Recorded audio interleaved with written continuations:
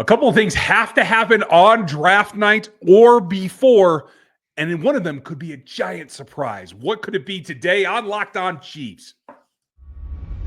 From the land of the free and the home of the Chiefs, this is the Locked On Chiefs podcast. Welcome back, friends and neighbors. It's Locked On Chiefs, part of Locked On Podcast Network, your team every single day. Make sure you check out another Locked On show next. All the draft shows, all the NFL shows. We have a ton of them, and you want that information because not only is it draft season, and we're going to go over a lot of the surroundings of what this dress have to look like, but there's also a lot of teams that have to move some assets. So we're going to talk a little bit about that as well. I'm Ryan Tracy, the founder of Rogue Analytics and Performance Consulting. The Matrix 2.0 is getting closer. I should have it by the end of the week. V1 is out right now. You buy it once, you get both of them anyway. So go check it out at rogueapc.com. Use that code LOC. You'll get a little bit there. I'm also over at RGR Football and NFL 33. And my partner, Chris, is running things that way. Sorry, I got to do that thing over at KC Chiefs Corner. It's been a while. I was on vacation. We'll never get this right. As soon as I do, I better retire. You can check him out at KC Chiefs Corner. He'll give you all the information. And if anything breaks that you need to know about, you will see it on the text line at 816-357-8781. So don't forget that. We're going to run down what are the must-have assets. What do they have to come away with that's new and different on draft night or before in order to be successful and get into OTAs, get ready for this next season? That is coming up later in the show. What has to change in Kansas City that has been working, a team that goes to Super Bowls? What still has to change right now in order to take the next step forward? That's coming up next, but we start with a fun report. Some people speculating today. I got a lot of questions about it, so we decided just to have a little bit of fun with it off the top of the show. You never know what Brett Veach is going to do, and there have been draft day, draft night, whatever you want to call it, trades. He should. There should be something that he has to do. I don't think 31's where we say we've talked about that. The question is, does he move up? Does he move down? Does he move out? And one of the scenarios here, according to multiple reports, the most likely player to be traded on draft night happens to be an alum. And the question becomes, if it's true, and Tyreek Hill is on the trade block, do the Chiefs look for a reunion? Do you think it would even be smart, let alone we'll talk value in a second? I don't think there's any possible way that Tyreek Hill's back in Kansas City. Contract-wise alone, I can't see it. That alone, I cannot see Kansas City having a way to make that work. I'd have to look at the numbers specifically, but the draft compensation is really going to be the other key. Hill isn't what the player he was when he left. He's really close, but he is 31 years old. Going into this season, he's got a salary cap number of $27.7 million. Now, if I'm looking at this right, the team that would take him would be on the hook for his base salary of $10 million. So actually, I take that back. You're talking yourself into it. Look at that. Well, salary-wise, I mean, maybe you could make something work. Like, I don't know how they would do it. I imagine if they were going to do it, it'd be one of those things where, well, hold on. So I want to double check. Okay, so he has nothing. He has a guaranteed salary of $27.65 million in 2025. But I don't see. Yeah, that's interesting. I'm gonna have to do some looking into this because right now he's got an option bonus due of only 3.1. So I'm not sure where that other 17 million is. It's tough. Oh, roster bonus. Okay, per game roster bonus 1.8 million. It's tough. Making that money work would be really hard. Can they do it? If it's around $10 million a year, yes. Looking at the contract, he doesn't have anything left on his deal going past 2025 that's guaranteed anyway. He does have money left on his deal. He's got a $30 million salary in 2026. And then he's got 3 void years, but Kansas City wouldn't be dealing with any of the void years. Right. I don't know how Miami would pull off trading him with all the money that he's got left on his contract and that would come due immediately. So, yeah, that's a tough one. But this is a theory, and this is going around the room mill on the NFL insiders. So If it's even a possibility, I would say you'd have to entertain it. Is he as good as when he left here? I would argue no. But I don't think there's an argument. Okay, fair enough. So I'm not out in left field here. But if you're going to make another run and you want to put the band back together again, and everything that you just said can be dealt with in a way that it doesn't hurt the team long term, I would not be opposed to it. Because I will say this, I don't know that at his age you can give up a first-round pick. I don't think Miami Dolphins could even get that from anyone, to tell you the truth, because of the risk last year, et cetera, and his age specifically. But for the Kansas City Chiefs, to get someone who knows the system, who can honestly take this group of young receivers and elevate them through his experience, if nothing else, I would not be averse to doing it, only because I think it's a come home story that actually pays off. It's not just doing it for the sake of the story. This would actually help the team on the field right now. I'm just imagining the speed, Tyreek Hill and Marquise Brown and Hollywood Brown and Xavier Worthy all on the field at the same time, right? With Rashee Rice sitting on the sideline. No. It's four verts all day long. Yeah, well, I guess you can. Not Rice's best attribute there with his speed, right. But I mean, you're right. You can do four verts all day long. But then you know Travis Kelce isn't going to be on the field, or if you're going to have him on the field, then you're not going to have a running back. I mean, you can do that. That's just a little crazy, but it's a good problem to have. Yeah, it'd be fun. Track meet would be one way to say it. The reality, though, is you get back to what it's going to cost, and can they get it done? Like, let's say they figure out a way to look at the contract, and I don't have all the numbers in front of me, and I'm not exactly sure why it's saying a $27 million guarantee for 2025. It doesn't make sense to me the way it's laid out from what I'm seeing right now. But let's say they can get that figured out and then get his cap number down to $5 to $7.5 million for the year. And the way you do that is you take some of his money, you pay it in a bonus, and you give him some highly paid incentives that he could possibly hit if he had a fantastic year. If they can do that, can they get the deal done for anything less than 66? Could they get it done for 95 and some change? Because I don't think you want to give up a top 65 or top 66 pick for Tyreek Hill. I just... At his age, right? It comes back to his age. It's absolutely the age, because it's going to be at most a 1-year rental, because there's no way you're going to be able to pay him in 2026. So he's going to be gone in 2026. Unless you build in some kind of contract negotiation ahead of time, because I would make this argument, and I agree with you generally. I want to hold on to my top 100s. He's twice as good, 3 times as good as any second round pick at 66 that you're ever going to make. 63, doesn't matter which one. You know what I mean? So, like, in terms of if you can get that value longer term, okay.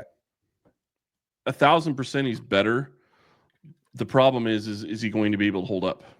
He's been injured a lot, and not like injuries that have been keeping him out of games, but he hasn't been as productive at times because of injuries that he's been dealing with while playing through them. Right. And he's just getting older. He's 31 years old. You'd have to, if you're going to make that kind of move and you're going to give up that kind of pick, which is like a second or third round pick, to me, you have to get 2 or 3 years out of it. And I don't know that you can get the value out of that with 2 or 3 years. Can you go chase a Super Bowl? Yeah, sure. Is it worth a second round pick or a third round pick that you're going to have to give it up to go do it? That's your choice. Yeah, that's the big question. So while you read the rumors and you see more of it, and I do think it's going to get louder and louder as we go forward, folks, there is a small possibility that could work. Is it likely? Don't think so. But a few things are very likely. A few things are imperative, and they have to happen coming up. We're going to get to that next.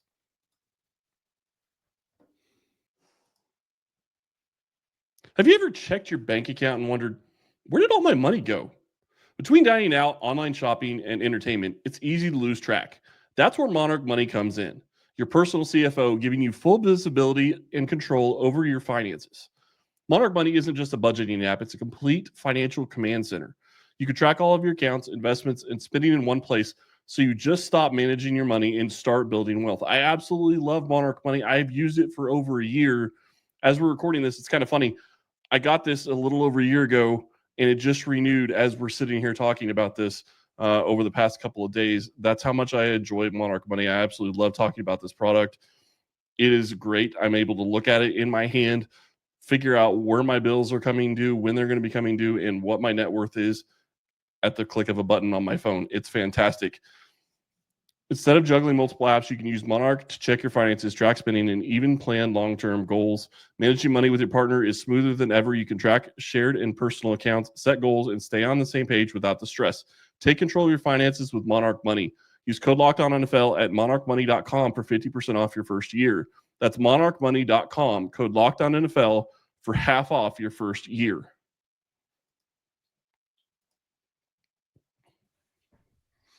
Folks, if you are interested in this hat that I happen to be wearing right now, the GOATs, you can get it over at the RGR store. Just search RGR store and you will find it.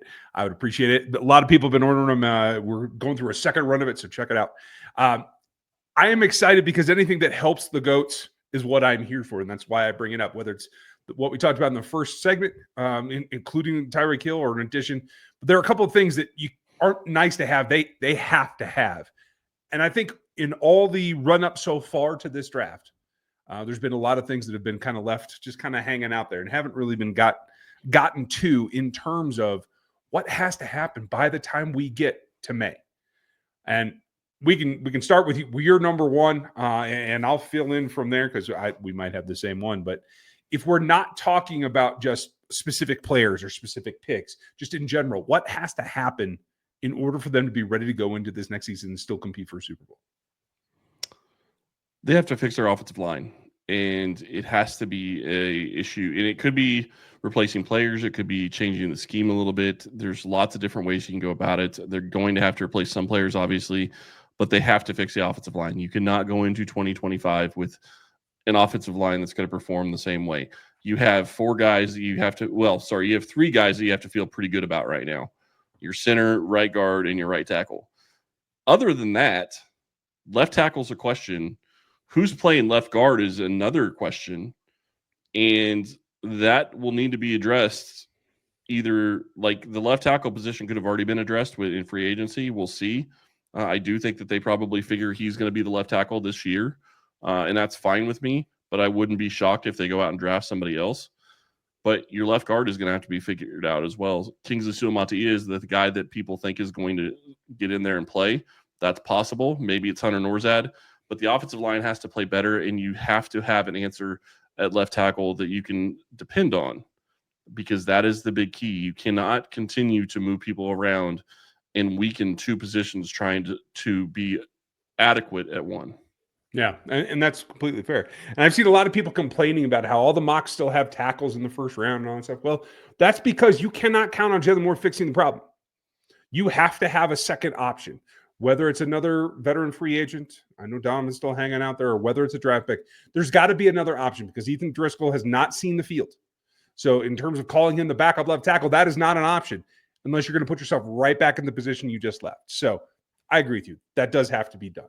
The bigger or the other thing that I don't think we talk about enough, it's not just about putting players on the field or filling positions. It's what they can do. And to me, the other pillar of this offseason there has to be through some acquisition, draft or otherwise, another pass rusher at the defensive tackle spot. It's not enough to get a run stopper first Derek Nottie type, who's been a great starter in that role for a very long time here in Kansas City.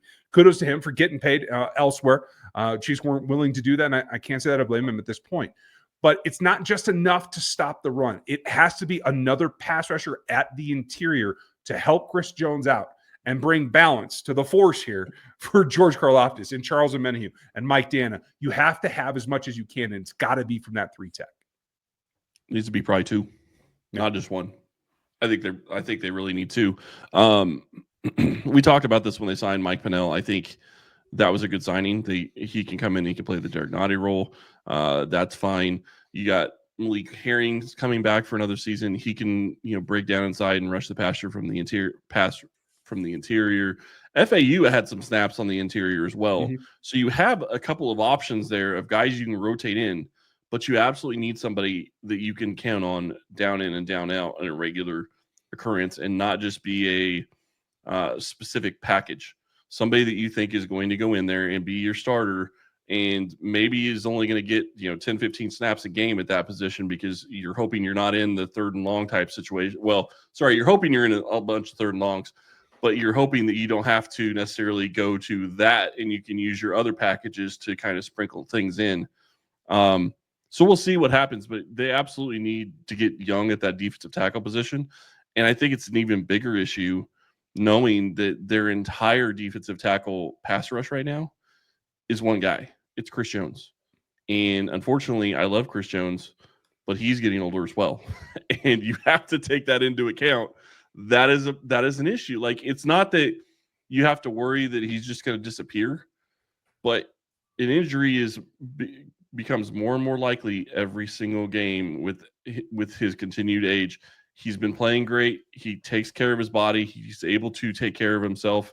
But what was the last year? He came down and had a little bit of a scare with his knee. I mean, can't afford that. What are you going to do if that happens?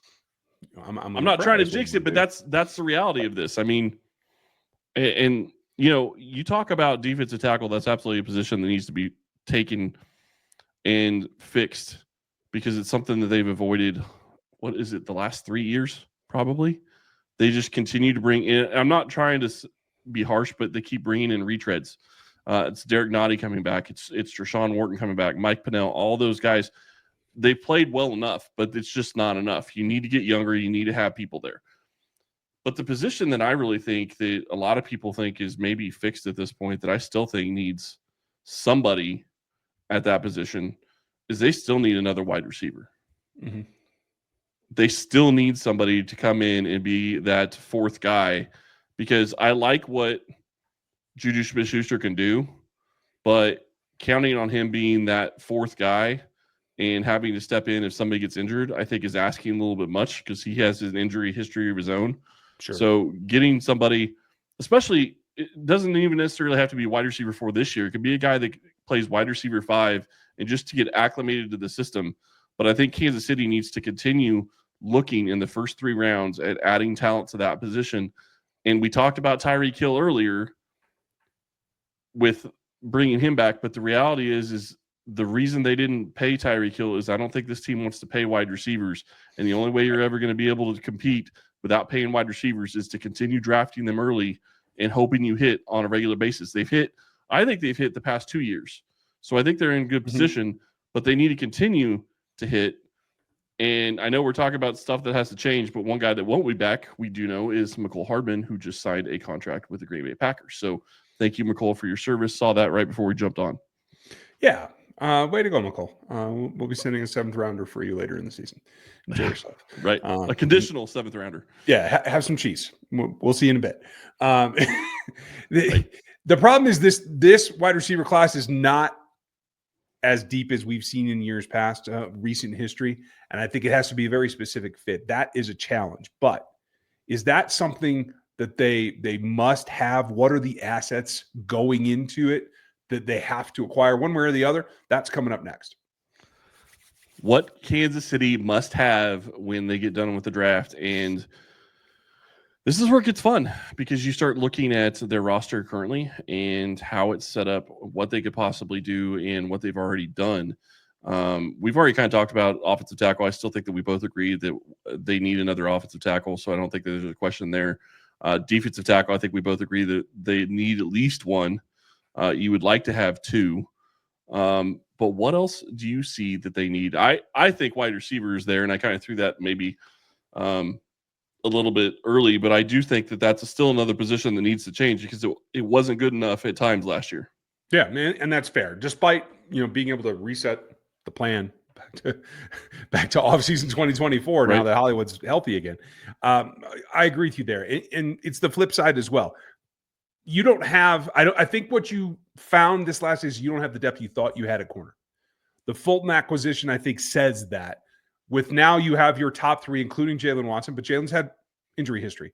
Joshua Williams has been terribly inconsistent. Nazeeh Johnson has been picked on to death at this point, and they brought him back as well. My guy CRW, I do think he's naturally better in the slot myself, or maybe in a floating robber type safety role. But that to me still says if there's an injury, it's too thin at corner. Yeah, and you have to wonder with Najee Johnson, does he have the confidence to continue playing? I mean, like that's what it gets to is after you get picked on and picked on and picked on and picked on, and it's just repetitive. Can you continue to go out there and challenge every single play? And that's the big question. So to me, it wouldn't shock me to see them take a corner. Is it a must-have?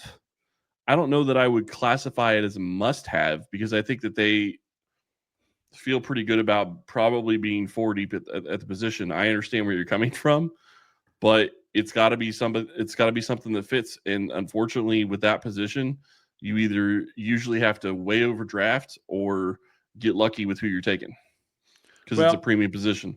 It is a premium position, but they've had probably the best track record over the last 5-6 years of identifying talent to take, even on day 3 with L'Jarius.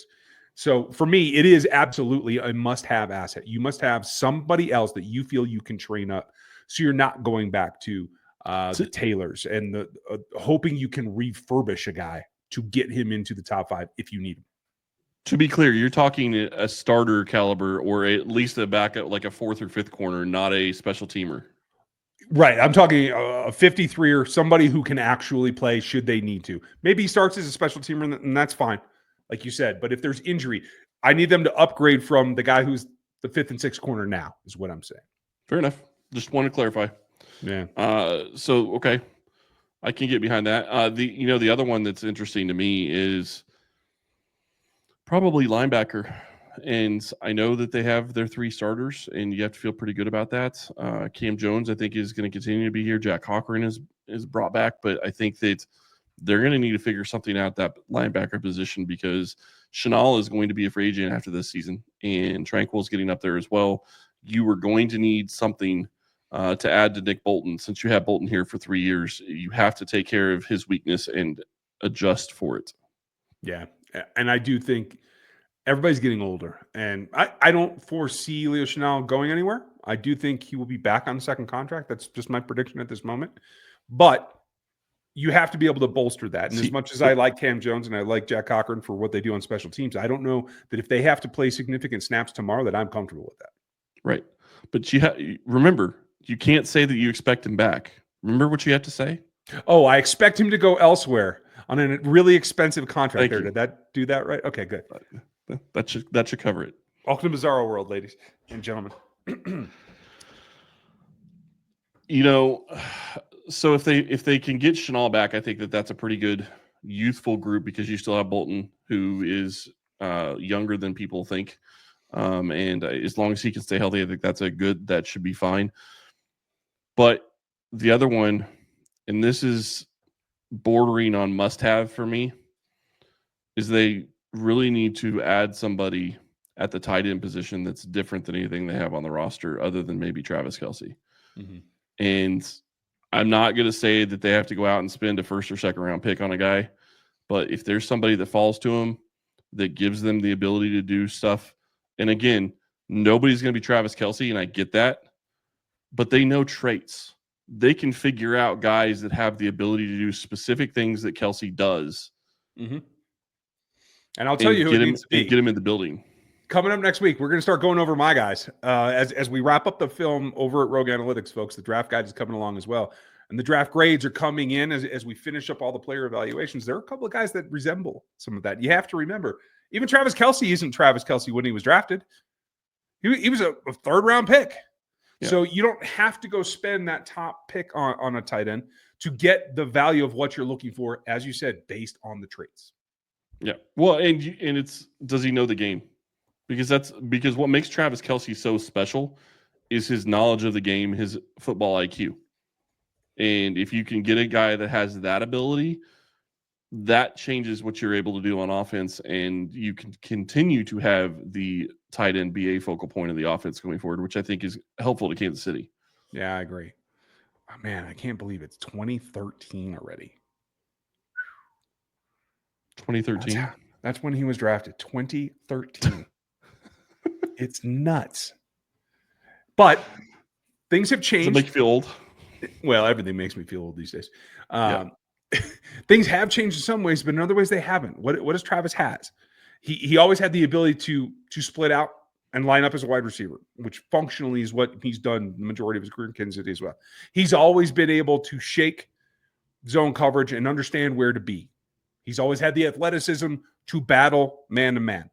Those are the three big things in this offense that you have to have. So when you find prospects, and there are a couple of them in this draft that do fit that bill, you have to go take a serious look at them no matter where they're projected to land. You put your grade on them, you take them when you get them. We're going to go over my guys, your guys, grades, what BPA really is, at least in Kansas City. Those are all shows we're going to cover this week and next week, and Matt Derrick's going to be with us tomorrow, so we'll get his opinion as well. So is there anything else on your list that they absolutely have to have?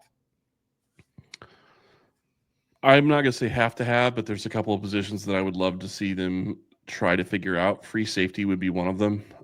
They have three safeties that I think they feel pretty good about, but I don't think they have a real true free safety, and I think that could be a problem in certain scenarios.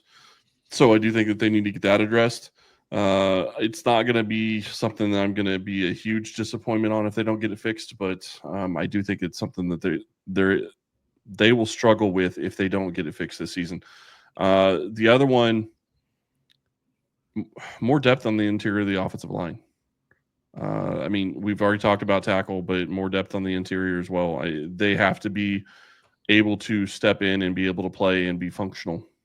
That goes back to what has to change in Kansas City. It has to be a top 5 to 10 offensive line in the NFL, period. And if they're not that, then you have a problem because Patrick Mahomes deserves that. And if it's not, then you haven't done your job right, Veach. Bottom line. That's what it is. The same problem has bitten you twice now. You got to get that sorted. And I think that's a perfectly good attitude to have. And they got to the Super Bowl both times. That's the crazy thing. The only thing that they couldn't fix twice, and they still got to the Super Bowl. And they looked like crap both times they got to the Super Bowl. Yeah. Imagine that. Yeah. It's the thinnest of margins, right? You can be at the 99th percentile, but you need 100% to win. And that's what it comes in at. So we're going to have more. We're going to have Matt Derrick tomorrow. We're going to continue to run down this draft class as free agency is very, very slowed down. There's a couple of big stories. If anything affects the Chiefs, we'll let you know. And check out NFL 33 for my personal take on the Aaron Rodgers drama, if you'd like to see that. Sorry, Mecole, you got out of there, or you let somebody else get out of town before you went to Green Bay. That was a smart move. Lots to come here this week. So we thank you for your time. We thank you for your patience and your dedication to getting ready for this draft, just like we are. So make sure that you like and you sub and you do all the things that we need you to do, because that's how you stay informed, especially right now when we're exposing you to possible players from the very first look. Lots to come here for the draft. Thank you for being with us today. We'll talk to you tomorrow.